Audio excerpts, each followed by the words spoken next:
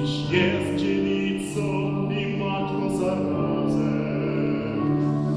Tyś piękna jak słońce, niczym nie smazana. Nic się nie równa swej duszy obrazem. Zachwyciła Tyś oko Najswятszego, że stąpił z nieba z wieczystej stolicy i przybrał ciało i krew serca Twego. Przez 9000 był w sercu dziewicy. O Maryjo,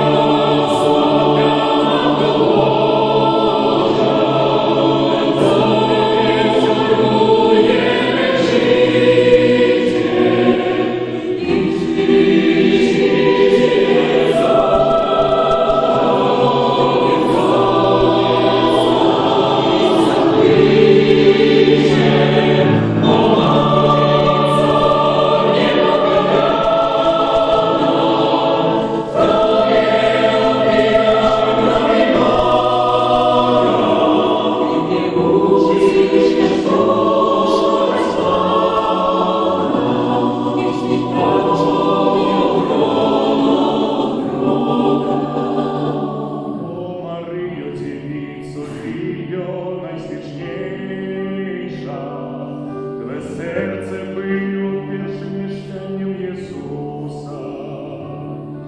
Dlatego, że pokora Twa była najgłębsza, dlatego wzwyniesiony nad świętych niebiosach.